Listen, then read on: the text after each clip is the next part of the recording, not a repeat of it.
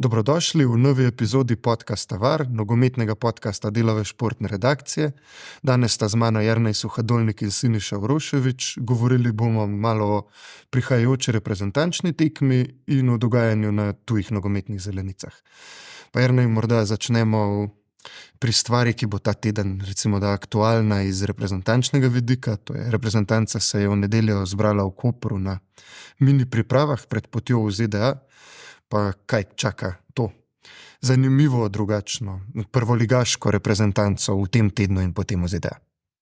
Ja, zdaj čisto tehnično gledano nekaj treningov na obali, ponedeljek, torek, potem nekaj treningov v Ameriki in potem tekma v San Antoniju, konec tedna. Tako da to je tehnično, vsebinsko je to dobro, da se opozori, da ta naša liga obstaja, da Matjaž Kek, selektor Kek, mogoče najde enega ali dva kandidata za pomoč ali pa za neko alternativo reprezentantom, ker to treba skozi osveževati, ne drastično, ampak saj malo. In to je to pod črto na kratko. Čas bo pa zdaj pokazal, kako bo to uspešno, pa koliko mu bo uspel te fante prepričati, da se splača še dodatno trenirati v nekem reprezentančnem režimu in to prenesti potem tudi na klub, to motivacijo, filozofijo. In če ne zdaj, kasneje opozoriti nase. In pa Siniša, mogoče, če začneva pri tebi, Jernej je rekel enega ali dva dodatna igralca, da bi Matjaž morda dodal, seveda, če se bodo izkazali, na katerem položaju, ali pa mogoče tudi poimensko, koga pa ti vidiš kot kandidata, da bi lahko si izboril v poklicu reprezentanco, tudi ko bo šlo zares? Ja, to je ta selekcija, ki jo pelje selektor Kek, gre dejansko v glavnem za igralce za nogometaše iz slovenske lige, iz te, ki so jeseni nekako posebej opozorili nase. Tukaj jedro recimo igralca Celja, kar je logično, vodilnega moštva. V Celju so že igralci zbrani, ki so že imajo nekaj izkušenj z reprezentančnimi tekmami, recimo, ko so igrali še za Muro, tisto šampionske Muro, ali pa tudi z mlajše selekcije. Koga tukaj, recimo, tudi Timi Makselšnik, motor te nove Olimpije, ne zdaj več nove, ampak te, ki napada Celjane. Tukaj mislim na Repas, ki je, od katerega v Mariboru že dolgo časa pričakujejo precej, pa je zablestel na tistem derbiju, pa bomo videli, koliko je to. Mene recimo zanima ta Tamer Svetlin, jaz ga že dolgo spremljam, izložal, meni je tak zelo velik potencial ima, tak mladi, moderni igralec, živahen, kreator.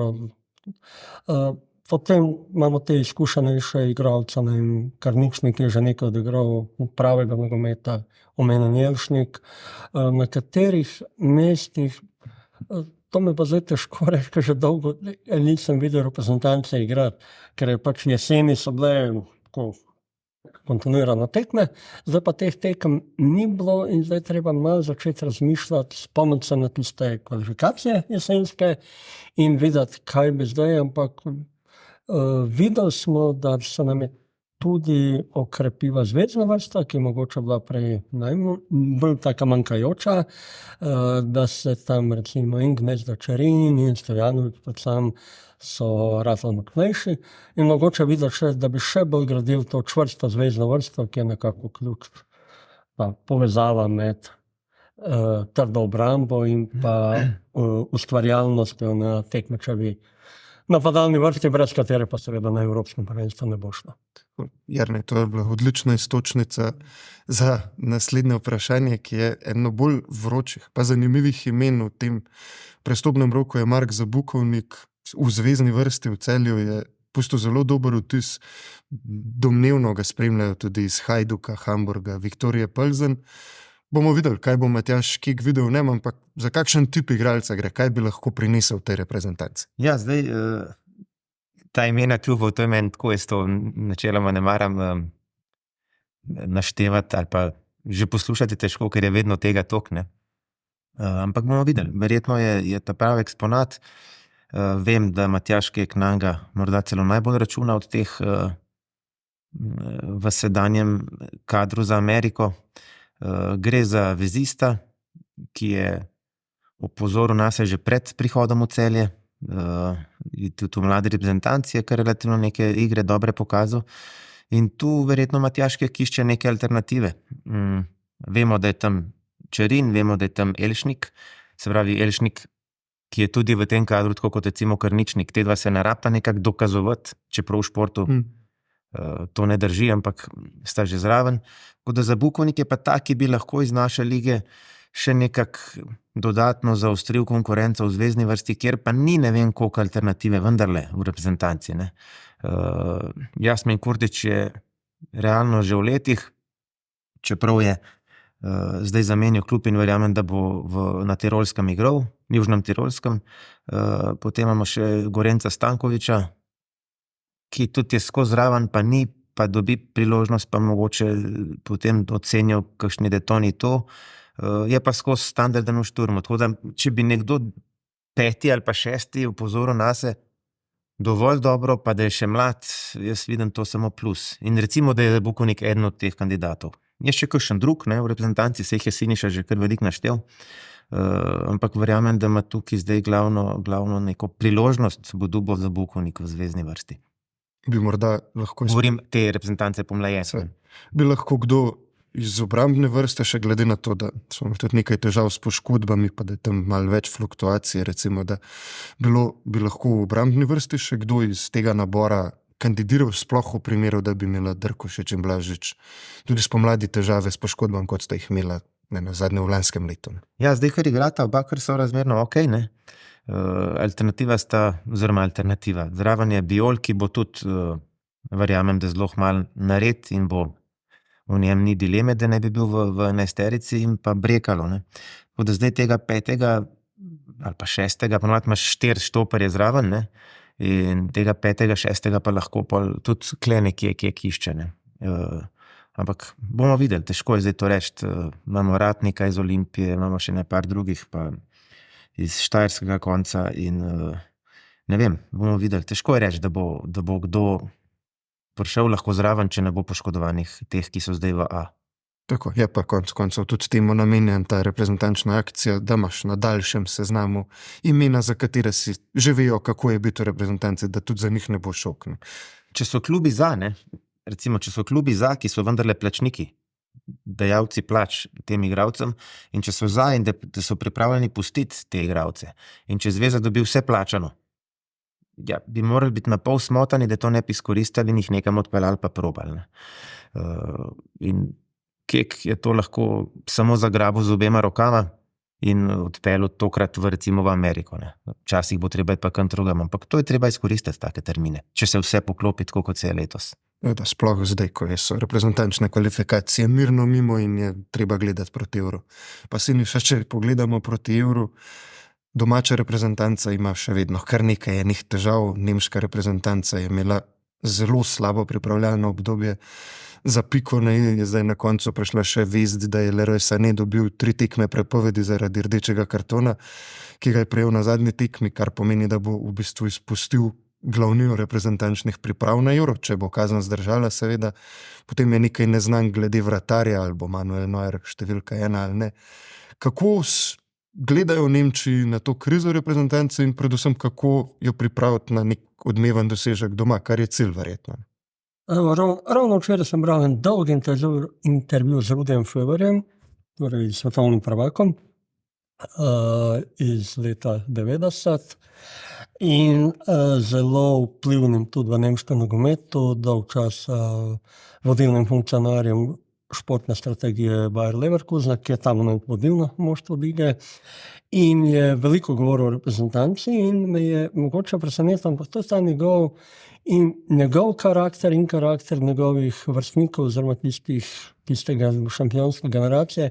On je še vedno zelo optimističen in on še vedno zelo verjame Julianu Nagelsmannu, ki je mlad strokovnjak, mlad selektor, in pa verjame temu rodu igralcev, recimo Kai Havertzu, ki ima ogromne izkušnje zdaj že tudi iz angleškega prvenstva, in tem novim, omenja seveda tudi Leroya Sanéja, ki je bil tudi zdaj na tej prvi Bayernovi tekmi drugega dela prvenstva najboljša ali pa med 2, 3 najboljšimi na igrišču.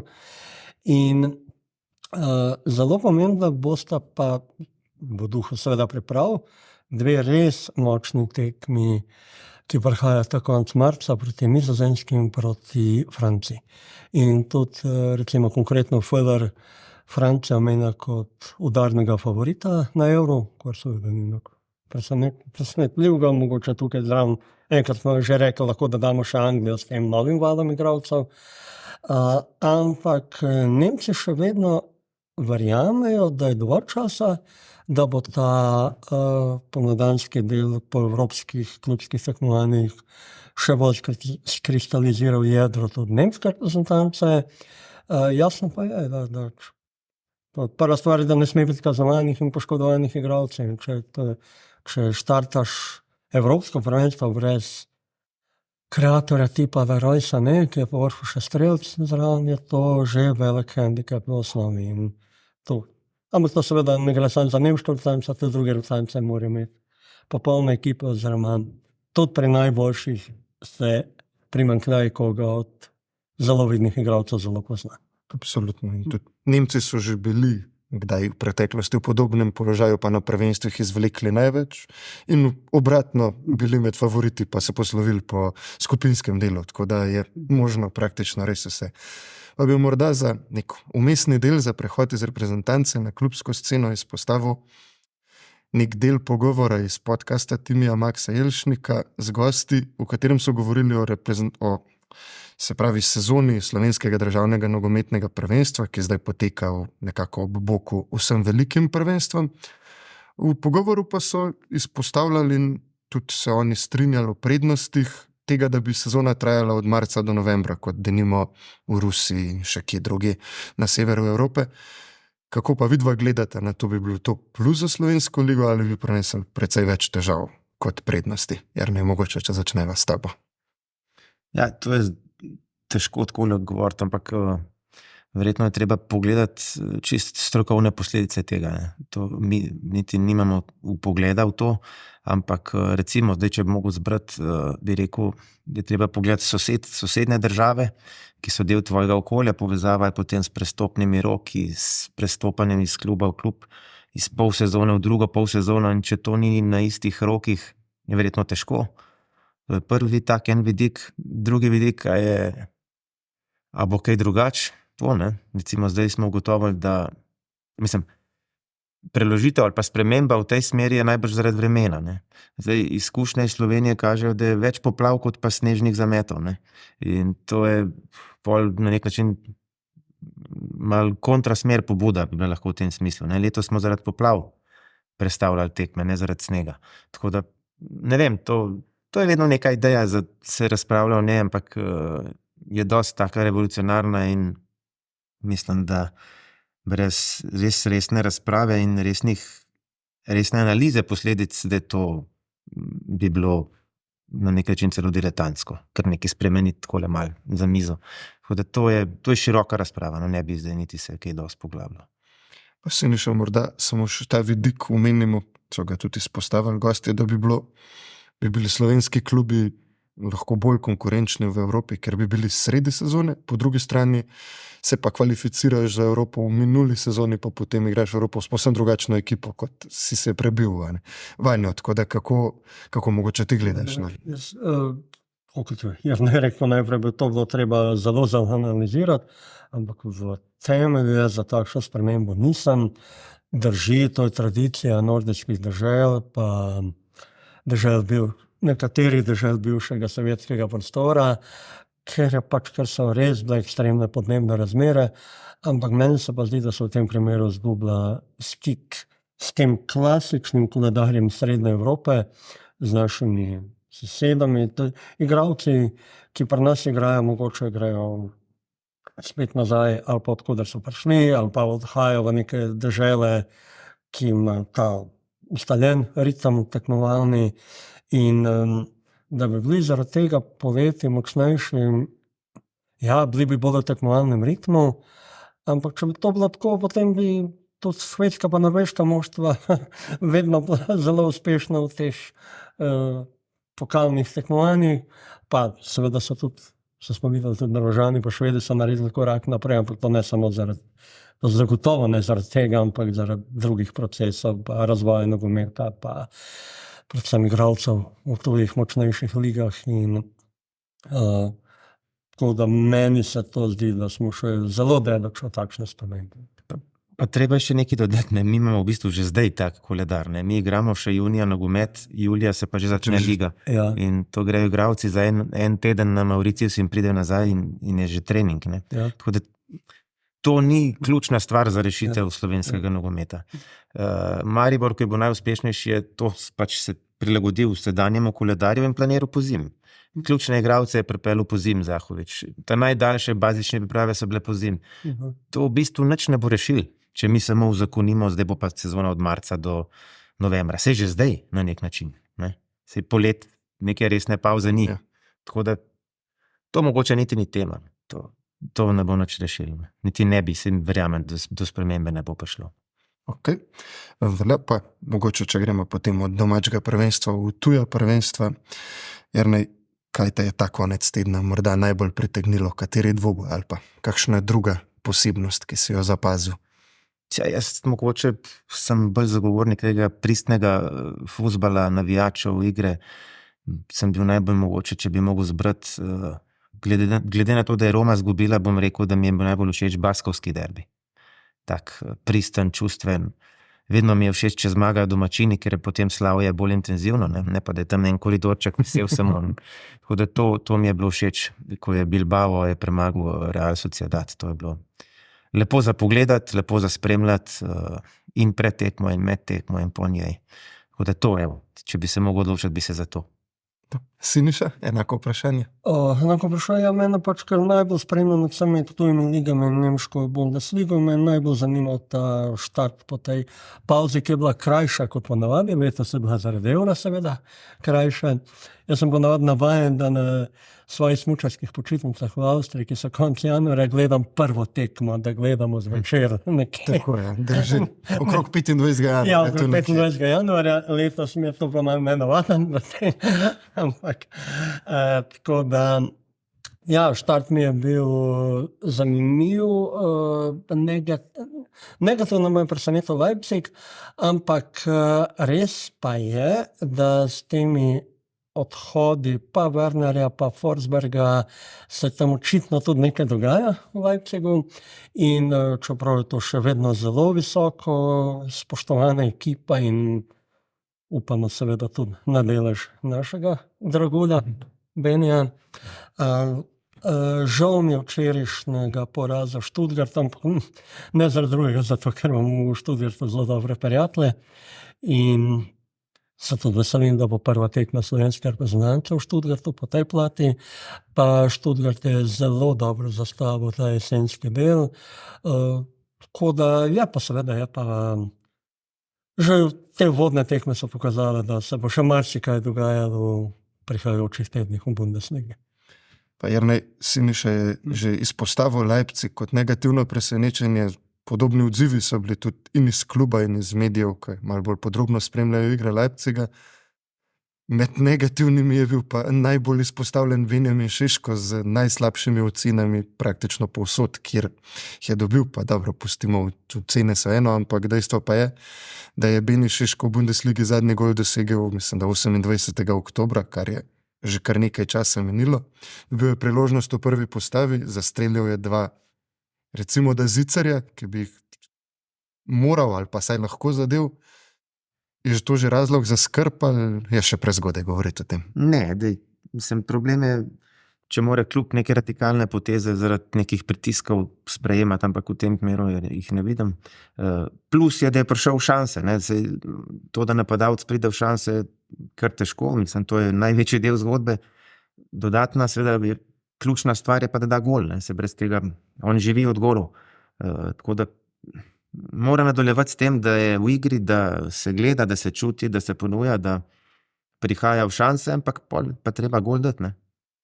Še ne 2 tekmi brez gola ne bo več v redu, ne. Na tak način, se pravi, da imaš šanso, pa ne daš, ne. Tako da zaenkrat ne vidim panike. Mora pa dati gol, saj to ni zdaj, ne rabimo biti mi zdaj pametni. Napadalci živijo od golov, ne, to je dejstvo. To, da je šel ta Timo Werner ven, ne vidim neke nekega hudega olajšanja za njega, ima še vedno alternative, Beni. Tako da mogo bo dati začeti gole, drugače bojo naši danski tekmeci začeli dobivati priložnost. Tako je, ker Poulsen ga je tudi menjal v tiste 67 minuti. Tako. Poulsen je pred premorom igral v prvi postavi na mesto Šeška in verjetno tudi Roze ne bo čakal na Šeška prav dolgo. Oni konec koncev so v malo slabšem rezultatskem nizu in bodo morali začeti zmagovati, ne čakati igralce, da začnejo zadevati. Ne, Siniša, se strinjaš? Ja, sigurno. Ampak še vedno mislim, da dobro, ne glede na zdaj, da spodrsaj, da ima pa Leipzig tako široko paleto igralcev, pa da je toliko naredil v sestavljanega in kulta kluba in načina igre moštva v zadnjih 3-4 sezonah, da to ne bo zdaj kar drvel navzdol. Jasno pa, da si iz našega zornega kota pa želimo, da bi Šeško bil recimo tako aktivne vloge, kot je bil v Salzburgu, ki je pač kakovostna raven nižja od Leipziga oziroma Avstrijska liga od Nemška liga. No pa Siniša, ko si že omenil, da najbolj podrobno spremljaš Bundesligo, ta konec tedna je bil tudi v znamenju zadnjega slovesa od Franza Beckenbauerja, pa morda za marsikoga od mlajših poslušalcev, vse ne, da ne bi vedeli, kdo je Franz Beckenbauer, pa vendarle, ko v takem slovesu vidiš, da je bil to igralec in človek, ki nekaj več pomenil za nemški nogomet. Kako si ti spremljal ta slovo od kulta Kaiserja Franca? Ja, ne vem, jaz mislim, da definitivno ni tako avtoritativne, da on, če vedno v Nemčiji na koncu sezone, na koncu koledarskega leta objavijo seznam 100 najbolj vplivnih Nemcev ali nemških državljanov ali Nemcev, ki so tu po svetu. On je bil vedno čisto v vrhu, on je številka ena med avtoritetami nemškega nogometa v katerem koli obdobju. On je bil že zelo mlad kapetan tistega Bayerna, ki je bil še le v nastajanju, ki je bil še deleč od teh evropskih lovorik. On je v tisti reprezentanci, to je ta drugi rod nemške reprezentance, ki je začel pobirati lovorike, torej naslov prvaka. On je že igral v wemblejskem finalu leta 66, torej kot 20-letnik. On je potem vodil tisto ekipo, ki je bila leta 72 evropski prvak, ki je bila čez 2 leti svetovni prvak. In tudi potem, ko je končal nogometno kariero aktivno, je bil 6 let selektor, pa ni bil programiran za selektora, ampak imel takšno ime, takšno znanje, takšne izkušnje, da je potem še odpeljal to ekipo do naslova s Fellerjem, ki smo ga prej omenili. In je potem tudi njegova seveda ogromna življenjska zmaga, čeprav so potem prihajale tudi nekatere umazane stvari izpod mize, je pa seveda to svetovno prvenstvo, ki je bilo leta 2006 in sami v Nemčiji si želi, da bi zdajšnji Euro bil vsaj neka, če že ne kopija, ampak dobra druga varianta od tega prvenstva, ki je bilo svetovno pred 17-18 leti. Tako da je Beckenbauer njegova ime bilo nenehno navzoče. Ko je pa recimo pred 3 leti ga ni bilo več v medijih, ko je ni ga bilo več v analiza, se pa vedelo, da z njim zdravstveno ni okej in njegova veličina bo pa seveda tudi zelo vidna v petek, ta petek, ko bo pa javna ta žalna slovesnost na Allianz Areni. To brez vstopnic ne bo mogoče, vstopnica se ne plačuje, ampak Je treba prevzeti. Ja. In to je seveda prav, da bo, ker drugače bi bil malo kaos. Tako da že ne glede, tako kot si že lepo povzel, Siniša, tudi ko iz celega nogometnega sveta so prihajali pokloni Beckenbauerju, tako da res je šlo za markantno osebnost, pa mogoče je markantna osebnost neka dobra izhodiščna točka za naslednjo temo, ki bi pa bila, če na hitro samo pogledamo še v Anglijo, pogledamo, kaj se dogaja z Manchester Unitedom. Ne, zdaj remija proti Tottenhamu, ta je bil nekako pričakovan, ampak Sir Jim Ratcliffe je končno kupil svojo četrtino kluba in prevzel vodenje športnega dela. Pa Jernej, če na hitro pogledava, kaj si, oziroma kako kmalu si navijači Uniteda lahko obetajo, da bo Sir Jim Ratcliffe stvari zapeljal drugače. Bomo videli, če bolje, ampak vendarle, kakšne spremembe se lahko obete? To je težko reči, ker v tako izenačeni in močni ligi ne more zdaj, ker nekdo pride tukaj, bi se lahko uporabila una beseda od Mourinha, ki je rekel, da ni Harry Potter. Ne. Težko je reči. Težko je reči, da je zdaj kar ti prišel, mislim, ta Ratcliffe in bo zdaj kar, ne vem, boljši kot City, boljši kot Liverpool, boljši kot ne vem kdo. On lahko mogoče gre v neko bolj pronavijaško smer, ne, kar sicer jaz nisem temu najbolj naklonjen. Ekipa je bila že zdaj, se mi zdi dosti britanska, se pravi bolj, da bi zdaj na neko nacionalno noto igral, pa bi bil zaradi tega priljubljen, ne verjamem, ker je že zdaj dosti, ne, bila britanska ekipa. Ne vem, težko je reči, bomo videli, kaj bo pokazal čas. Mislim, da ta trener ni na ravni Uniteda, da mora najprej nekaj narediti, pa verjetno še pač vse, kar s tem trenerjem prišlo, od strukture, od vrha do tal. To lahko pričakujemo, kaj bo potem to prineslo, pa ne vem. Ampak mislim, da ta trener ne more biti del zasuka. Tako, ker trener je najlažje odpustiti, težje prepeljati pravo zamenjavo. Ne? Mislim, ne vidim karizme, ne vidim nekega, da bi ga spoštovali neki glavni akteri.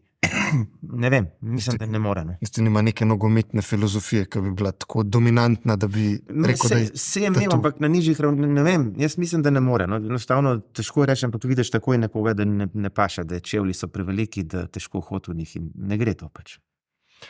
No, pa če smo zdaj bili pri trenerju, ki je se mu stolček se pa še bolj trese po včerajšnjem finalu španskega superpokala v Rio tudi Xaviju, sploh potem, ko Real se lahko rekel, da se je poigral z Barcelono, ker je dejansko bil Real, bi lahko rekel, za razred boljši nasprotnik, pa Siniša, morda, kako ti vidiš to mlado, novo ekipo Reala, ne samo zaradi hat-tricka Viniciusa ali Juda Bellinghama, ampak se zdi, da se nekako ta mozaik sestavlja zdaj počasi in da ga je Real lepo oblikoval. Ja, mene to za takšen klub res normalno, da se sestavlja.